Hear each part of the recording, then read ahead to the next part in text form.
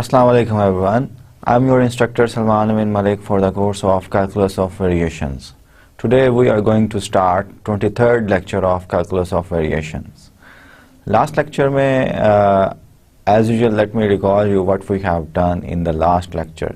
Last lecture mein we have started applications to the analytical dynamics and as a pending question, which was whenever we have to write down the Hamiltonian function in terms of, we defined the Hamiltonian function in the previous lectures, लेकिन Hamiltonian functions को define करते हुए मैंने h equals summation I equals 1 to n pi yi prime minus f ये आपको बताया था. लेकिन how this Hamiltonian function is coming, और most important बात ये थी कि Hamiltonian function is उसका जो डिपेंडेंट जिन फंक्शंस पे, जिन पैरामीटर्स पे वो डिपेंड करता है, वो independent variable x, y1, y2 up to so on yn and their first derivatives की बजाय हमने एक कॉन्जुगेट वेरिएबल का कॉन्सेप्ट जो है वो इंट्रोड्यूस किया था कि कॉन्जुगेट वेरिएबल्स जो हैं जो कि p i is equals partial f original function का जो इंटीग्रेंट था over partial y i prime, ये इस तरह हमने conjugate variable correspond to each variable dependent variable y जो कर्व हमारे हैं y1, y2, y3 up to so on, उन सब के लिए हमने डिफाइन किया था. डायनामिक्स के लैंग्वेज में हम इस कॉन्जुगेट वेरिएबल को जो कि पी आईज हमने डिफाइन किए थे by using integrant of the original functional and taking the partial derivatives of that integrant, जिसको हम f से normally calculus of variation में denote करते हैं, उसके y i prime के derivatives के साथ इस तरह हमने define किया था. इसको हम dynamics में कहते थे generalized momentum, इसका हमने नाम रखा हुआ था dynamics में. और आज का lecture बड़ा important है क्योंकि आज के lecture में basic idea है. आइडिया वाज के कॉन्जुगेट वेरिएबल या जनरलाइज मोमेंटम जो आते हैं उन इक्वेशंस से we try to transform these equations in terms of, वैसे तो ये इक्वेशंस होती हैं p i equal some expression of x y1 y2 so on and so forth and their derivatives, लेकिन उन इक्वेशन से डेरिवेटिव्स को हम इन terms of x, y and p लिखते हैं. That's why my Hamiltonian is in fact a function of x, which is independent variable, and the dependent variables and the conjugate variables, और dynamics की language में generalized momentum का जो है वो function होता है मेरा Hamiltonian function जो है. ठीक है, तो आज के lecture में मैं justify करूँगा कि जब हमारे पास p i equals partial f और पार्शियल वाई आई प्राइम जो है, इन इक्वेशंस को we can invert these equations. In other words, I am going to define a Legendre transformation which make sure that these equations are invertible. Simple example से start करूंगा. दो variables की example, एक example लूंगा, उसको अच्छी तरह डिटेल, फिर then of course I have to use some tricks, जिन ट्रिक्स में chain rule as usual calculus of variations में बहुत ज़्यादा हम यूज़ करते हैं. चेन रूल अप्लाई करूँगा एंड अल्टीमेटली जनरलाइज मैं करूँगा. यही मेरा जो है पैटर्न है कि पर्टिकुलर एग्जांपल, सिंपल एग्जांपल से पहले कुछ एक्सप्लेन करने की कोशिश करता हूँ कॉन्सेप्ट को, and then I move on to the generalisation of the concept. So let's start our today's lecture. Today we are going to start the 23rd lecture of Calculus of Variations.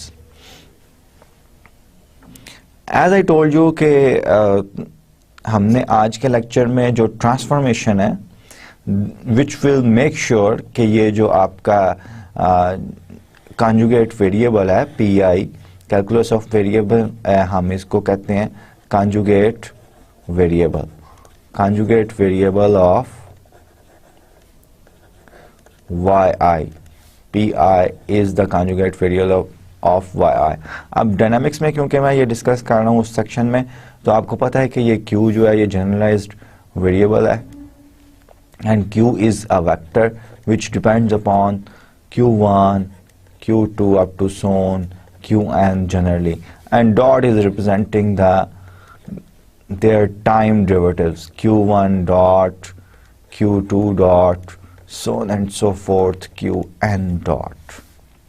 That's why, क्योंकि generalized coordinates n है, that's why we have nj, which is defined for each variable. We define the conjugate variable or generalized momentum I j equals 1 to n. Now the problem is to express this from these equations. q dots, जो कि हमारा variational problems में last lectures में हम y primes जो है, ये q dot equivalent to y prime है हमारे लास्ट लेक्चर्स में. तो इनको इन्वर्ट करना, द टू वेरिएबल केस. तो सबसे पहले मैं सिंपल एग्जांपल जो है टू वेरिएबल केस सपोज करता हूँ कि suppose rather than Lagrangian integrand is F u1 u2, दो वेरिएबल्स पे डिपेंड कर रहा है, इज अ गिवन फंक्शन. अब v1 v2 जो है are defined by these formulas. ठीक है, अब आप ये देखें कि ये इनफैक्ट v1 जो है ये p1 की जगह है और v2 जो है ये p2 की जगह है, क्योंकि मैं आर्बिट्रेरी एग्जांपल ले रहा हूं, so I am not taking p1 and p2. लेकिन ये आप देखें कि पार्शियल f जो इंटीग्रेंट है उसका partial derivative with respect two variables है u1 और u2, और हमारा पर्टिकुलर केस होगा कैलकुलस ऑफ वेरिएशन में f हमारा क्या होता है, x y y प्राइम होता है, और p सिंपलेस्ट केस ले रहा हूं, p हमारा क्या होता है, partial f over partial y prime. ठीक है, so you can consider these u1 and u2 in place of y1 prime and y2 prime, but the problem is same, that we have such type of equations which is where this one is a function of u1 and u2, and we want to write that is it possible to write the inverse formulas in this form. क्योंकि अगर आप हमने जो Hamiltonian equations जो first order equations थी उनमें अगर आप देखें तो हमने हैमिल्टोनियन इक्वेशंस में एक इक्वेशन ये है कि dy I prime over dx equals partial h Hamiltonian का partial derivative with respect to partial pi. ये एक, this is one of the equation.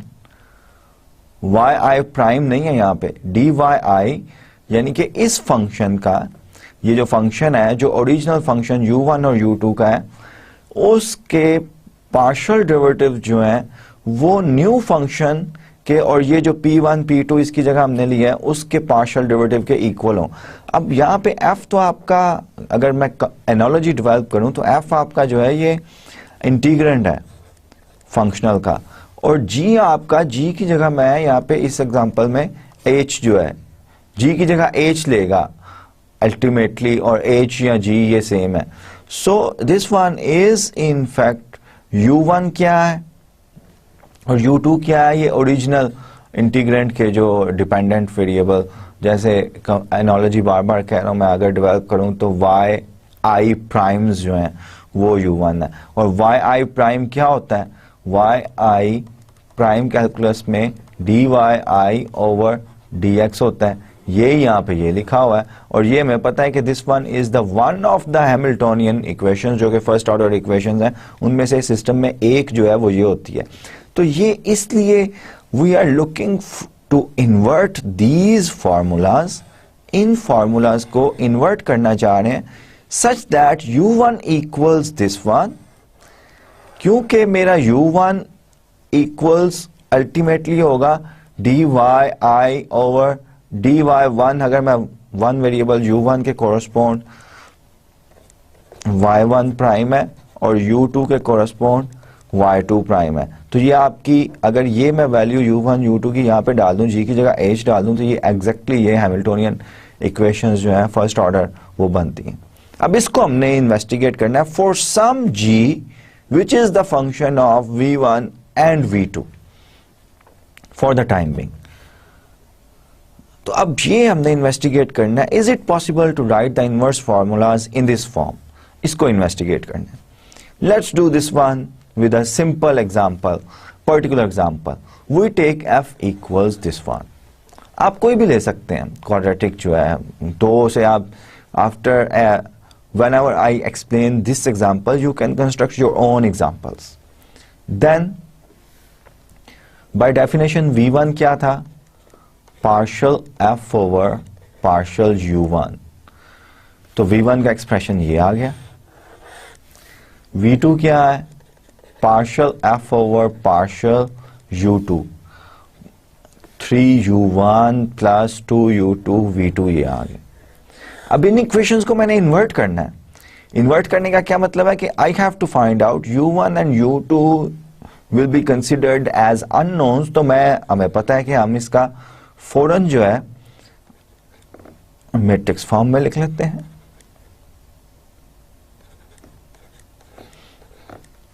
u1 u2 equals v1 v2. v1 v2 मुझे पता है, निकालने मैंने u1 u2 है, तो ऑफ कोर्स u1 u2 क्या होंगे, इनवर्स ऑफ दिस वन, जो कि determinant of this matrix A. इसको मैं अगर A कहूं तो डिटर्मिनेंट ऑफ A जो है वो क्या बनेगा मेरा, -1. सो -1 मल्टीप्लाइड बाय 2 4 -3 -3, ये इनवर्स बन गया इनटू v1 v2. अब यहां से u1 इक्वल्स क्या आ रहा है मुझे पता है, -2v1 प्लस 3v2. ये इस तरह u1 और u2 लिखे हुए हैं. ये देखें u1 यहाँ पे ये इस तरह इन्वर्ट करके मैंने लिख दिया, एंड आई हैव एक्सप्लेन कि किस तरह इन्वर्ट किया. सिमिलरली u2 जो है वो 3v1 -4v2 जो है ये मेरा आ जाता है. So I have these invert मैंने कर लिया. ठीक है, ये लेटर ऑन मैं इस प्रॉब्लम को एड्रेस करूंगा कि इस सिस्टम का जो ऑगमेंटेड मैट्रिक्स कोफिशिएंट मैट्रिक्स बन रहा है, ये A जो है ये इन्वर्टिबल किस तरह मैं इनकॉर्पोरेट करूंगा कि ये हर सिस्टम जो है वो इन्वर्टिबल हो.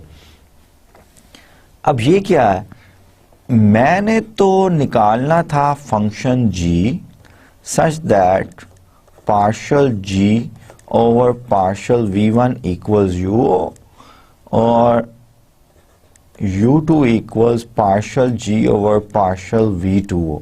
मैंने g function which is a function of v1 and v2 ये मैंने निकालना था, और जो कि मेरे कोरस्पॉन्ड है हैमिल्टोनियन के. और ये हैमिल्टोनियन सिस्टम जो first order ordinary differential equations बनती हैं उनमें से दो इक्वेशंस जो हैं वो ये हैं. अब मेरा इसका मतलब ये हुआ कि partial g over partial v1 मेरा किसके इक्वल है, -2v1 plus 3v2. Partially integrate कर लें विद रिस्पेक्ट टू v1. ठीक है, बोथ साइड्स को dv1, ये क्या आ जाएगा, g of v1 v2 minus v1 square plus 3v2 v1 plus, अब कांस्टेंट जो है क्योंकि मैं पार्शियली इंटीग्रेट कर रहा हूं with respect to v1, so constant will be a function of v2. ये आपको पता है. अभी मैंने ये इक्वेशन यूज की है, ये वाली जो है, ये इक्वेशन क्या है, my this equation is u2 equals partial g over partial v2. इसका मतलब है partial g over partial v2 is equals 3v1 minus 4v2. अब ये मेरे पास कांस्टेंट सिर्फ मैंने डिटरमिन करना है, तो I will take partial g over partial v2 of this function. ये 0 हो जाएगा plus 3v1 plus derivative of this constant function of v2 with respect to v2. अब ये भी partial g over partial v2 है, ये भी partial g over partial v2 है, दोनों इक्वल होने चाहिए. इसको मैं इक्वेट करूंगा 3v1 minus 4v2 and ultimately I have the ordinary differential equation which is -4v2.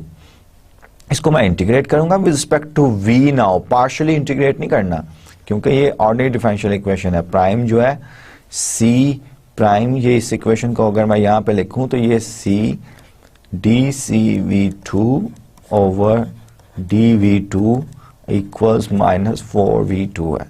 इसको इंटीग्रेट कर दें आप तो सी ऑफ v2 आपका क्या बन जाएगा, -2v2 square plus a pure constant.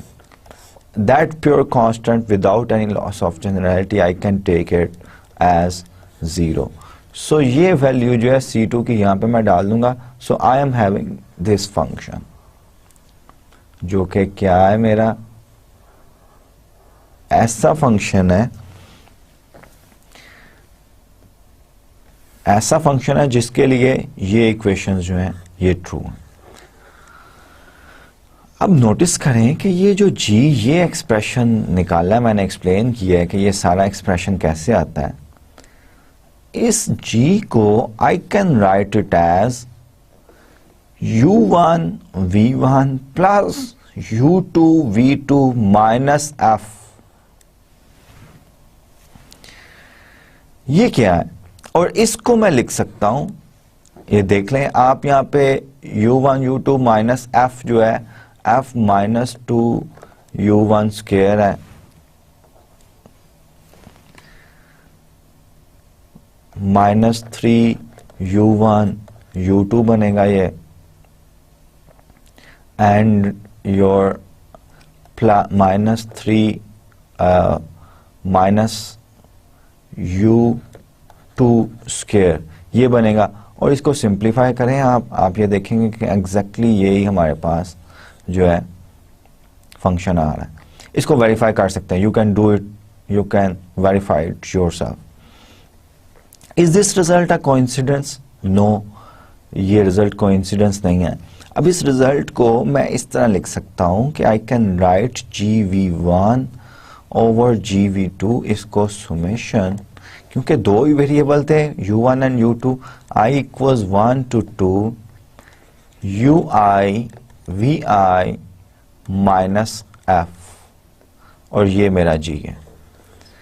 इसको अब कंपेयर करें हैमिल्टोनियन के स्ट्रक्चर के साथ. This is exactly the same जो हैमिल्टोनियन का फंक्शन है.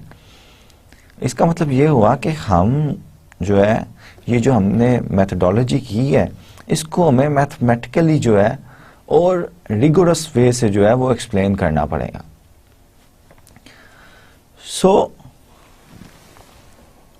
मैं क्या करने लगा हूं, मैं एक arbitrary function of two variable ले लेता हूं. पहले तो पर्टिकुलर एग्जांपल थी ना जिसमें f(u1 u2 equals 2u1 square plus 3u1 u2 minus जो भी था, वो पर्टिकुलर एग्जांपल थी. अब arbitrary, I take arbitrary function of u1 u2. Now be any function of the variables u1 and u2 and suppose that the function gv1 v2 satisfying this condition. ये condition हमेशा हमारे पास होती है, ठीक है, ये एग्जिस्ट करती. Consider this expression. अब मैं ये फंक्शन ले लिया. इनफैक्ट आइडिया क्या है कि मैंने ये फंक्शन डिफाइन कर लिया है. अगर मैंने ये साबित करना है कि g of v1 v2 in fact equals है u1 v1 plus u2 v2 minus f के, तो मैं क्या करता हूं, मैं इस सब को दूसरी तरफ ले जाता हूं. इससे f plus g v1 v2 minus u1 v1 plus u2 v2 equal 0 आएगा. आप नोटिस करेंगे इस फंक्शन को मैंने x रखा हुआ है. अब x जो है वो किन का, v1 v2 u1 u2 का फंक्शन होगा, ठीक है. इस फंक्शन को और u1 और u2 जो है वो इन टर्म्स ऑफ v1 और v2, या फिर जो आपका v1 है ये partial f over partial u2 होता है, और आपका v2 जो है ये पार्शियल f ओवर पार्शियल, यहाँ पे 1 होता है, यहाँ पे 2 होता है. ये v1 और v2 अगर f आपका u1 u2 के फंक्शन है तो v1 v2 भी u1 u2 के फंक्शंस होंगे, ठीक है ना। तो आई कैन कंसिडर, क्योंकि v1 v2 मेरे अल्टीमेटली u1 और u2 के फंक्शन है, आई can right that this x is ultimately the function of u1 and u2 in fact. अब ये x है, अगर मैंने ये साबित करना है इस फॉर्मूले को, तो मैं ये साबित कर दूंगा कि ये जो फंक्शन जो पूरा मैंने नाम रखा है, जो कि यहाँ पे भी ये लिखा हुआ है, इसके partial derivative with respect to u1 और इसका partial derivative with respect to u2 both are zero. दोनों अगर जीरो होंगे तो इसका मतलब है ये फंक्शन जो है ये कांस्टेंट है, कांस्टेंट फंक्शन होगा, ठीक है। यही मेरा जो है वो, और इसमें मैं यूज क्या करूंगा साबित करते हुए इन इक्वेशंस को, ये जो पार्शियल डेरिवेटिव्स के रिलेशनशिप है मेरे वी आईज को डिफाइन करने के लिए और यू आईज को डिफाइन करने के लिए। सो मैंने यही किया, कंसीडर ये फंक्शन किया which as it stand is it a function of 4 independent variable. In fact ये 4 इंडिपेंडेंट वेरिएबल का नहीं है, this is just a function of 2 variables u1 and u2 by using these formulas. Then x becomes a function of 2 variables u1 and u2 only. Its partial derivative with respect to u1 holding u2 constant is then given by this one. अब इसका partial derivative जैसे मैंने idea आपको बताया कि partial x और partial u1 equals 0, ये मेरा टारगेट है कि इसको मैंने 0 साबित करना है। तो मैं चेन रूल ऑफ कोर्स लगाऊंगा, partial x over partial u1 u2 को अगर कांस्टेंट कंसीडर करूं तो ये क्या होगा, partial f over partial u1, f का तो क्योंकि f फंक्शन ही u1 और u2 का है, plus partial g over partial v1, partial g v1 का फंक्शन है, आगे v1 जो है u1 का फंक्शन है, v1 over u1 plus partial g over partial v2, आगे chain rule partial v2 over partial u1 minus, अब ये तो वैसे ही इन्हीं वेरिएबल्स हैं, इन्हीं वेरिएबल्स में है तो माइनस प्रोडक्ट रूल यहाँ पे मैं लगाऊंगा क्योंकि v1 मेरा फंक्शन है u1 का, तो पहले में सिर्फ u1 का partial derivative with respect to u1 v1 आएगा minus u1 as it is partial v1 over partial u1। Similarly यहाँ पे पार्शियल u ओवर, यहाँ पे a की टर्म आएगी क्योंकि u2 का partial derivative with respect to u1 वो तो 0 होगा, so I will only have u2 partial v2 over partial u1। यही देखें यहाँ पे सारा लिखा हुआ है, माइनस v1 माइनस कॉमन लिखा हुआ है plus u1, so I have this expression by using the chain rule.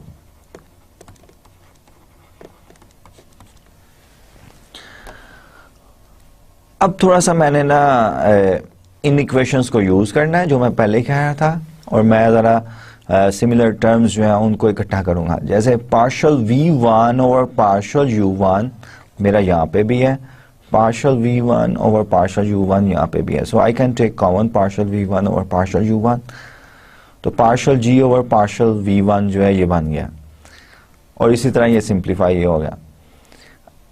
अब मैं इन इक्वेशंस को यूज करूंगा, u1 किसके इक्वल है, partial g over partial v1, तो u1 की जगह मैं जब partial g over partial v1 रखूंगा तो ये दोनों तो कैंसिल आउट हो जाएंगे, 0 बन जाएगा। Similarly u2 partial g over partial v2 के इक्वल है तो ये भी टर्म कैंसिल हो गई, तो आई हैव 0। अब v1 किसके इक्वल था, v1 तो इनफैक्ट इक्वल था partial f over partial u1, तो ये भी कैंसिल हो गया, so ultimately I have partial x over partial u1 equals not. यही मेरा टारगेट था। Exactly in the same way जब मैं partial derivative partial x over partial x over partial u2 लूंगा, वो भी बाय चेन रूल इसी तरह पार्शियल f और पार्शियल u2 पार्शियल g और पार्शियल v1 और पार्शियल u2, तो ये वाली इक्वेशन मैं यूज करूंगा, फिर ये वाली और v2 वाली equations, and I can show that this is partial x और पार्शियल u2 जो है ये भी 0 ही है. Similarly, we have partial x over partial u2 equals 0. It follows that x must be a constant x को, क्योंकि partial x over partial u1 भी 0 है और partial x over partial u2 भी 0 है. और x को तो हमने कहा था कि ये u1 u2 का फंक्शन है. So there is only one choice कि x जो है वो constant हो. This constant can be absorbed into the function g. इस कांस्टेंट को g में हम एब्जॉर्ब कर सकते हैं without disturbing the formula. Of course in formulas को डिस्टर्ब किए बगैर. और v1 इक्वल्स जो है ये partial f over partial u1 है. ये फार्मूलाज भी मैं आपके लिए लिख देता हूँ यहाँ पे. Partial u2 in which case x equals naught और x equals naught हम ले सकते हैं without any loss of generality. Therefore हमने प्रूव क्या किया? We have proved this one कि अगर कोई f function of u1 u2 दिया जाए such that u1 equals और g एक और फंक्शन हो जिसको हमने कंस्ट्रक्ट करना हो. v1 v2 हम इस तरह यूजिंग f डिफाइन करें, then we can find a function gu1 u2 such that u1 equals partial g over partial v1 and u2 equals partial g over partial v2. और g का expression क्या होगा? That is equals u1 v1 plus u2 v2 minus f. That will be the expression of your g. यही g की जगह आप h डाल दें जैसे मैंने शुरू में कहा था. इसको आप सुमेशन क्योंकि दो वेरिएबल थे 2 कर दें. vi's की जगह आपका pi's हैं. ui's की जगह आपका जो है yi प्राइम है तो pi yi prime minus f आपका फंक्शन जो है ये y और y प्राइम का हो सकता है. ये हैमिल्टोनियन नहीं बन गया जो हम डिस्कस करते आ रहे हैं पिछले लेक्चर्स में. This argument is reversible. ये आर्गुमेंट रिवर्सिबल भी है यानी कि आपके पास अगर इस तरह के फंक्शंस हों यू कैन गो बैकवर्ड भी आप जा सकते हैं. So what are the steps to construct the function g, in other words Hamiltonian? For a given function f u1 u2 such that v1 equals partial f or partial u1 and v2 equals partial f or partial u2, then a function g v1 v2 always exists such that ये equations hold करें and can be generated by this formula.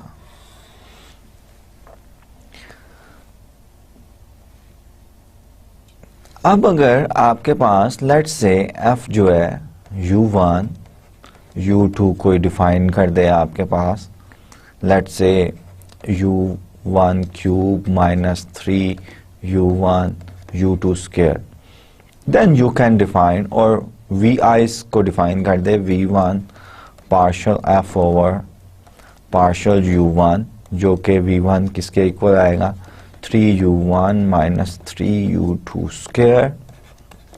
v2 equals partial f over partial u2 equals ये minus 3 2 6 u1 u2 ये आए. तो we can construct g.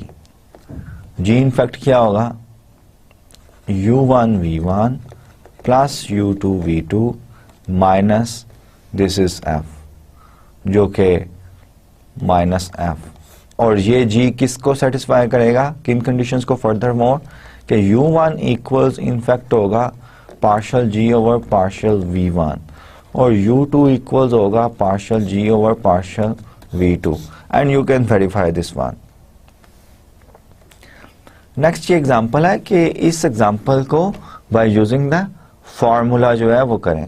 तो formula क्या भी हमने प्रूव किया है ये फॉर्मूला है, ठीक है, इसको हमने प्रूव किया। इन अदर वर्ड्स जी V1 V2 जो है it is equals U1 V1 plus U2 V2 minus F2 U1 square minus 3 U1 U2 minus U2 square, ठीक है। ये लेकिन G तो फंक्शन होना चाहिए V1 और V2 का। V1 किसके इक्वल था? Partial F over partial U1। Partial F over partial U1 आप कर सकते हैं। Partial F over partial U1 क्या बनेगा? क्योंकि इस फंक्शन से फिर हमने U1 और U2 को एलिमिनेट करना होता है, क्योंकि ये फंक्शन तो V1 V2 का है। उसके लिए हम ये इक्वेशंस यूज करेंगे जो कि partial F over partial U2। Partial F हमें गिवन है, पार्शियल F और पार्शियल U1 जो है वो क्या बनेगा? 4U1 plus 3U2। Partial F और पार्शियल U2 क्या बनेगा? 2U2 plus 3U1। And once again we have to, जैसे मैंने आज के लेक्चर के स्टार्ट में इनको इन्वर्ट किया था, इन्वर्ट these equations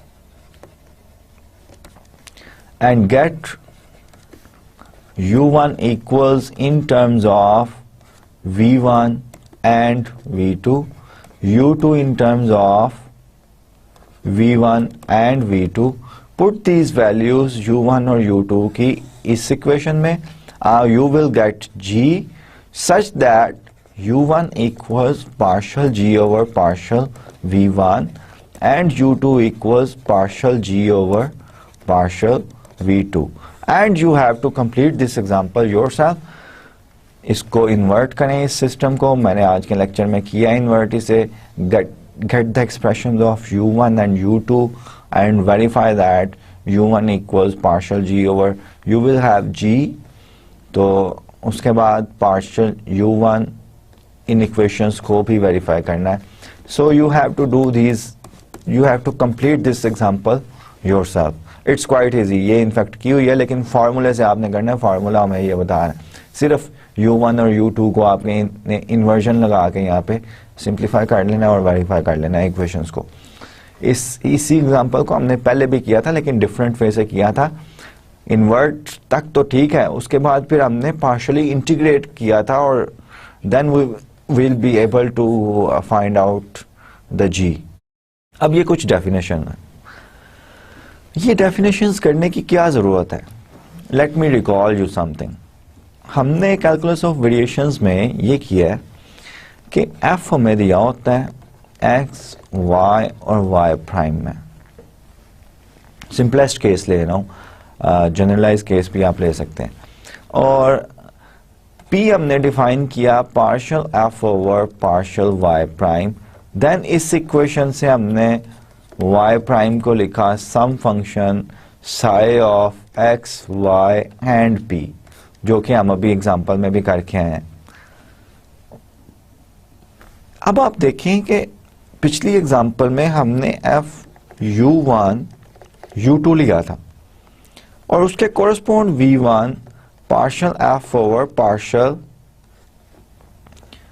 U1 और V2 partial F over partial U2 ये कंस्ट्रक्ट किए थे, ये कंडीशंस थी।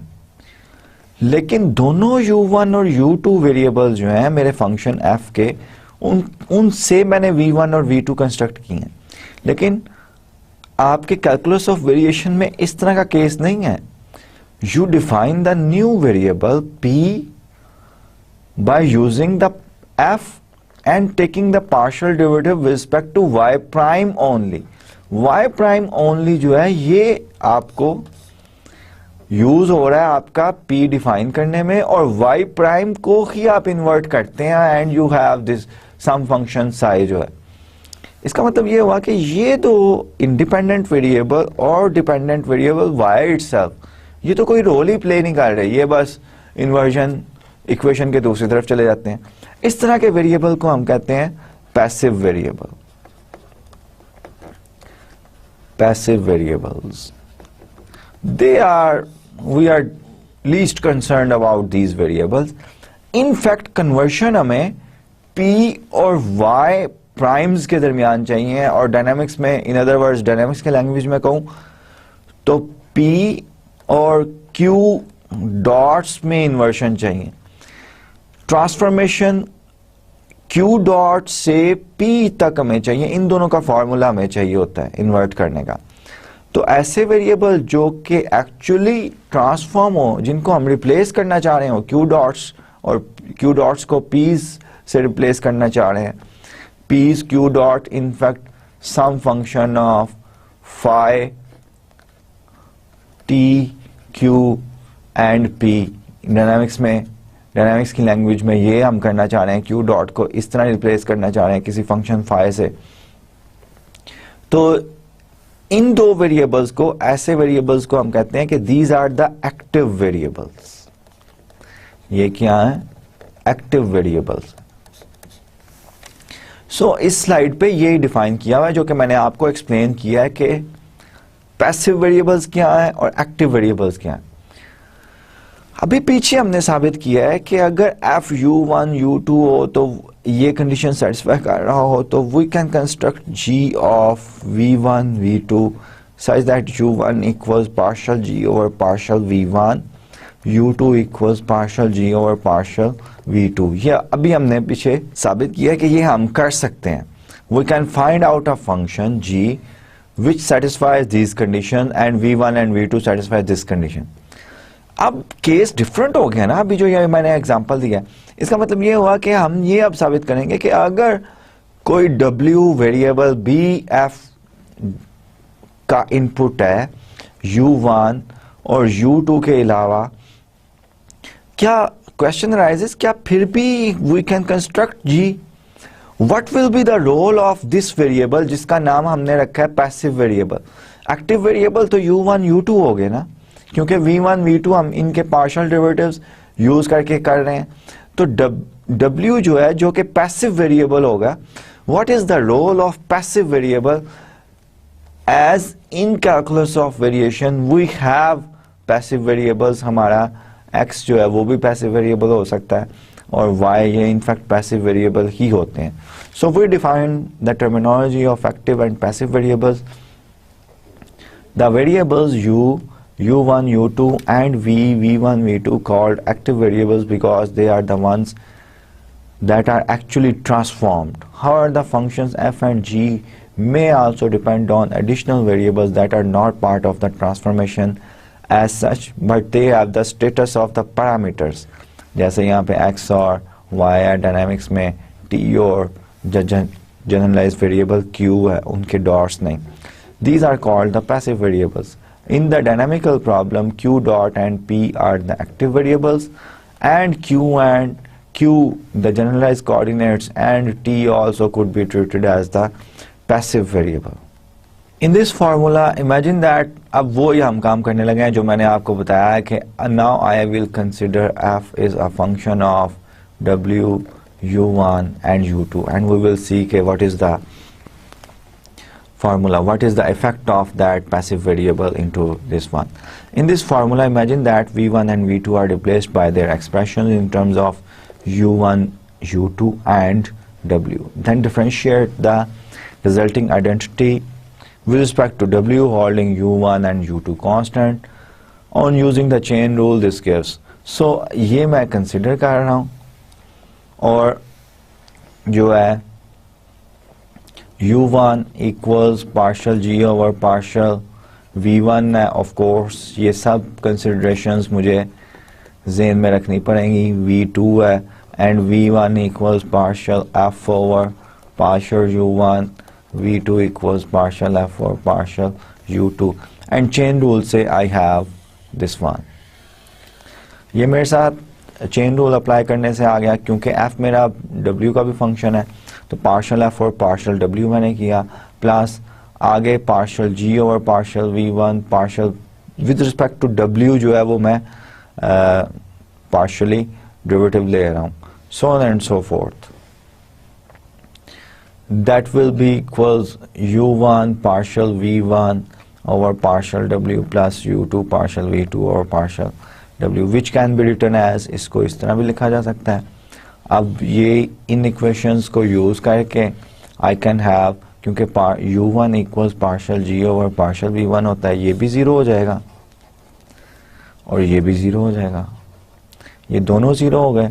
तो ये मेरे पास रिलेशनशिप आ गया पैसिव वेरिएबल्स का कि partial f over partial w equals minus partial g over partial w। ये देखें, ये आपका जो है, ये एक तो हैमिल्टोनियन सिस्टम में first order ordinary differential equations में एक तो ये इक्वेशंस थी ना, dy I over dx equals partial h over partial pi and this is correspond to your other equations।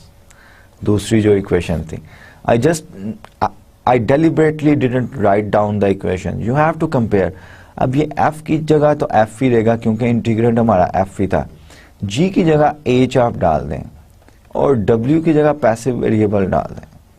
ये पैसिव वेरिएबल्स जो हैं वो भी आपके इस कंडीशन को सेटिस्फाई करना चाहिए पैसिव वेरिएबल्स को। So we are in a position to define the Legendre transform in the general case. Suppose that the variables v1 v2 up to so on vn are defined as functions of the active variables. These two are the active variables and we have m passive variables by this formula।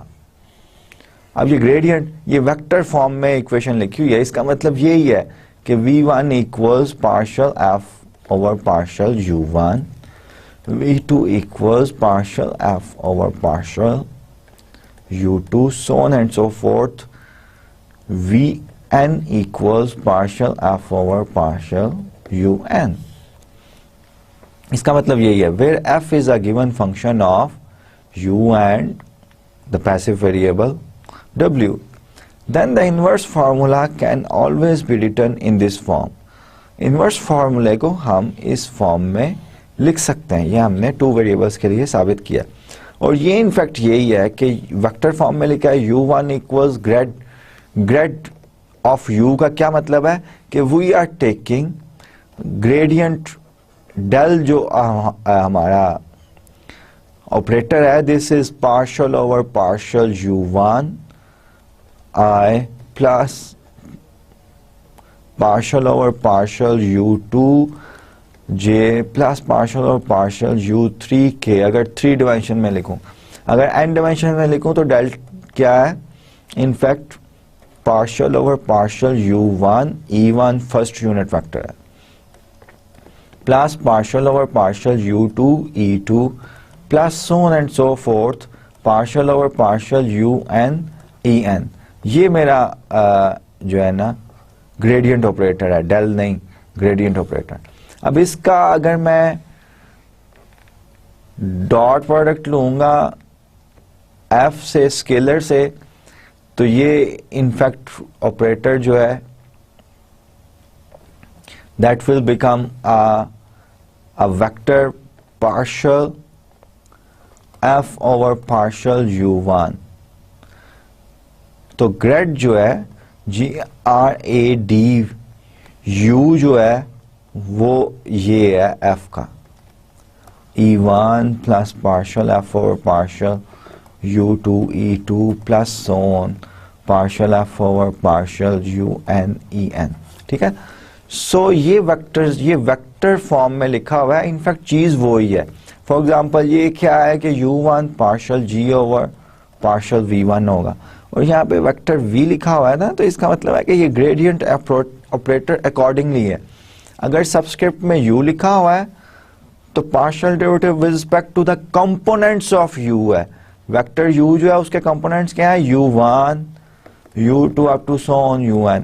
अगर grad v लिखा हुआ है तो ये partial derivative इस definition में with respect to components of v है और v के कंपोनेंट्स क्या है, v1 v2 up to so on vn, ये कंपोनेंट्स हैं इसके।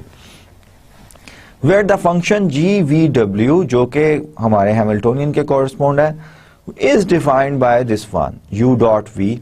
यू डॉट वी ये डॉट प्रोडक्ट है और इसको इस तरह हम लिख सकते हैं, और इसको जो हमने कैलकुलस ऑफ वेरिएशन में i equals 1 to n u i v i लिख सकते हैं। ये इससे आप फेमिलियर थे, ये हमने डिस्कस किया हुआ है। Furthermore, the derivatives of f and g with respect to passive variable wj should define this one. उनको ये सेटिस्फाई करना चाहिए। अब ये हमने ट्रांसफॉर्मेशन जो है थी वो जनरलाइज डिफाइन कर लिया। इनफैक्ट नेक्स्ट स्लाइड्स में I am going to define the Hamiltonian by using this one, ठीक है। और डायनामिक्स में जो है इसकी एप्लीकेशंस करेंगे। Let S be the Lagrangian mechanical system with n degree of freedom and generalized coordinates given by this one. We have this Lagrange equations, हमारे पास n डिफरेंट लैग्रैंज इक्वेशन आती हैं where L equals the Lagrangian of the dynamical system S. Of course, this is the second order ODE system. इसको हमने transform करना है bye using this, जो हम कैलकुलस ऑफ वेरिएशन में कर चुके हैं। लेकिन अब क्योंकि जनरलाइज केस मैंने ट्रांसफॉर्मेशन लेजेंडर ट्रांसफॉर्मेशन पढ़ा दी है, तो जनरलाइज केस में I am going to define this one. तो P जो वेक्टर फॉर्म में P1 P2 up to Son Pn है, इसको अगर नई वेक्टर फॉर्म जो ग्रेडियंट वाली है उससे मैं डिफाइन करूं तो grad of Q dot of Lagrangian है। The first step is to eliminate the coordinates velocities Q dot from the Lagrange equations in favor of the momentum, generalized momentum. P's जो है vector क्या है, this in turn gives the formula this one. ये हमें formula जो है ये देता है must be inverted. इस फार्मूला को इन्वर्ट करना चाहिए to express Q dot in terms of PQ dot. तो हमारे पास ये इक्वेशंस आ जाती हैं, ये जो है जो रिक्वायरमेंट है। वेयर द फंक्शन h, अब g की जगह हमने क्या कर दिया है, g की जगह h फंक्शन लिख दिया है। h is the Legendre transform. इसका मतलब है h किस तरह डिफाइंड है, h is defined as q dot in उसका dot product with respect to p and minus f। ये लेजेंडर ट्रांसफॉर्म हमने डिफाइन की थी, ठीक है। So Hamiltonian function is defined by this one, जो कि मैंने एक्सप्लेन कर दिया है। The function h q p t which is the Legendre transform. Actually Hamiltonian is the Legendre transform of the Lagrangian function L, और calculus की variation, calculus of variations की language में h is the Legendre transform of your integrand of the functional. क्या मतलब है इसका, इसका मतलब ये है कि अगर आपका फंक्शनल जो है, आपका फंक्शनल इस तरह डिफाइंड है a to b f x y y prime, तो इसका जो है हैमिल्टोनियन, इसका f का जो है वो लेजेंडर ट्रांसफॉर्मेशन है, ठीक है। which can be used to generate h from the Lagrangian L। अब Lagrangian याद रखिएगा कि ये हमारा जो है इंटीग्रेंट होता है एनालिटिकल डायनामिक्स में। and this equation satisfied which connects the derivative of L Lagrangian with h, और L will be replaced by f and h, तो h ही है हमारा calculus of variation में। It is now quite easy to perform transformation of Lagrange equation. So Lagrange, Euler Lagrange equations जो हैं, और ये हमने पहले डिस्कस कर लिया है, आज के लेक्चर में सिर्फ मैंने जनरलाइजेशन ही किया है। Euler Lagrange equations could be transformed into first order dynamics में उनको हम हैमिल्टन सिस्टम कहते हैं, और कैलकुलस ऑफ वेरिएशन में हमने क्या पढ़ा था, canonical form of Euler Lagrange equations, ये हमने पढ़ा था डायनामिक्स में, और इसको हमने डिटेल में आज हमने जनरलाइज केस जो है वो डिस्कस किया। So the Lagrange equations are this one, generalize momentum जो है पीजे डॉट, पीजेस को हमने इस तरह डिफाइन किया in the form this one, और ये लैग्रेंज इक्वेशंस को हम इस फॉर्म में लिख सकते हैं, ठीक है। और gradient which can be written in the vector form, उसको इस तरह लिख सकते हैं, the right hand side of this equation still involve q and using the formula उसको हम क्यू डॉट जो है उसको हम रिप्लेस कर सकते हैं by some function of q and q, t and p Hamiltonian, and this is the Hamiltonian which is the Legendre transform. We obtain p dot equals minus grad of q. These are the transformed Lagrange equations. The Hamilton form of the Lagrange equations is this one and this one. इस पे मैं ज़्यादा explain नहीं कर रहा because कि ये सिर्फ exactly अगर आप compare करें, this is the exactly same thing, but in terms of the in the language of the dynamics, generalized coordinates में और momentum p's में जो है वो बात की गई है. Let me at the end of the lecture, let me summarize the canonical form of Euler-Lagrange equations or Hamilton equations. The n-Lagrange equations are equivalent to the system of two n ordinary differential equations, जो कि ये हैं, ये canonical हमारी Euler-Lagrange equations हैं, where the Hamiltonian functions is the Legendre transformation, अब मैं Legendre transform use कर रहा हूँ, of the Lagrangian and is given by this form.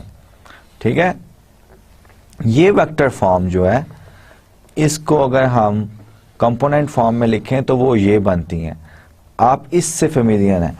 In fact आप इससे फिर q d q j over d t equals partial h over partial p j, आप इससे फेमिलियर थे.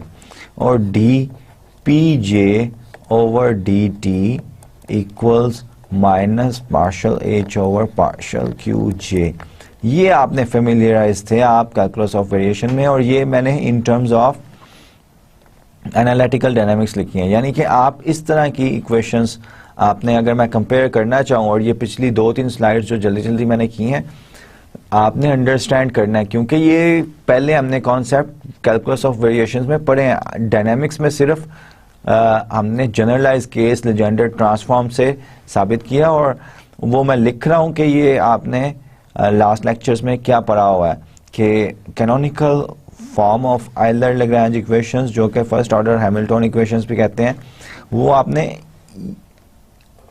ये पढ़ी हुई हैं. I over d x partial h over partial p i, एक ये सेट था. दूसरा partial p i over partial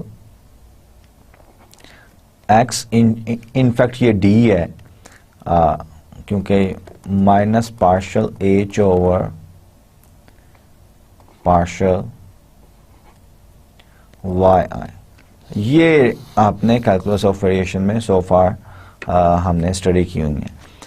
next slide में कुछ रिमार्क्स हैं, इनको भी गो थ्रू कर लेते हैं आज के लेक्चर में, ताकि नेक्स्ट लेक्चर में हम कुछ डायनामिक्स की एग्जांपल लें, and then we will move on to the remaining topics of the calculus of variation. कुछ रिमार्क्स क्या है? The n second order ODEs, that is Euler-Lagrange equations in the n unknowns q are mathematically equivalent to 2n first order Hamilton equations, जिनको canonical Euler-Lagrange equations भी कहते हैं. Okay, we are okay with this one. The motion of the dynamical system is determined by the form of a single function, the Lagrangian. Lagrangian से या Hamiltonian से complete motion जो है dynamical system की, वो describe की जा सकती है. Hamilton's equations जो कि first order हैं या canonical Euler-Lagrange equations are particularly elegant first order system in which the functions f1, f2, so on and so forth that appear on the right hand side are simply the first partial derivatives of a single function जो के Hamiltonian के हैं. These right hand sides also satisfy the special condition that the divergence of f equals 0, which allows Liouville's theorems to be applied to Hamiltonian mechanics. अब ये Liouville theorems क्या हैं? ये खास किस्म के theorems हैं मैथमेटिक्स में. मैं ये एक्सप्लेन नहीं कर रहा क्योंकि ये डायनामिक्स क्या मेन टॉपिक है, लेकिन आपको मैं सजेस्ट करूंगा कि आप खुद से Liouville theorem जो है मैथमेटिक्स में ये क्या होते हैं इनको स्टडी करें. None of these statements is true if Lagrange equations are expressed as a first order system by taking the coordinate velocity q dot as in the new variables. कि ये इक्वेशंस वैलिड नहीं है अगर हम Lagrange equations को, जो कि second order equations हैं, उनको पहले ही q डॉट या y प्राइम की शेप में हम लिख दें. ठीक है, तो ये कुछ रिमार्क्स थे. We are almost at the end of, in fact we are at the end of our lecture.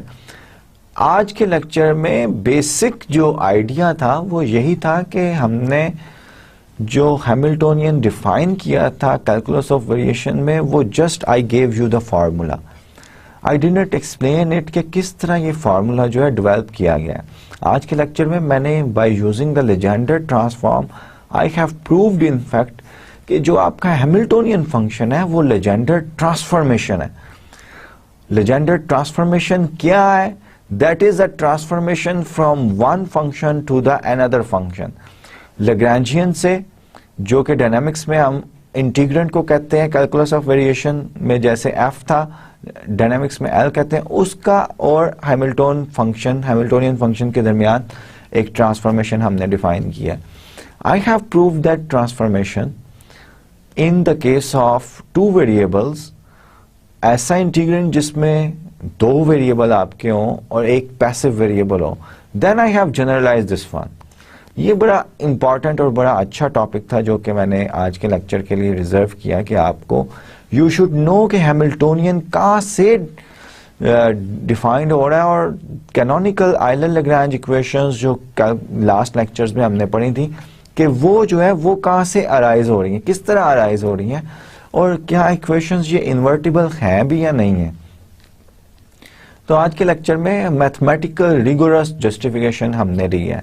Next lecture में आई थिंक कि कुछ एक दो एग्जांपल्स डायनामिक्स की करेंगे and then we will come back to our calculus of variations topics, जिसमें हमने जो है जनरलाइजेशंस जो है वो डिस्कस करनी है. और इनफैक्ट अगर आप नोटिस करें कि हम थर्ड पार्ट जो है आपके कोर्स का, आपका कोर्स मैंने डिवाइड किया था 3 पार्ट्स में, third part of your course जो है वो भी हमने स्टार्ट कर दिया हुआ है. Till the next lecture, take very good care of yourself and your dear ones. अल्लाह हाफिज.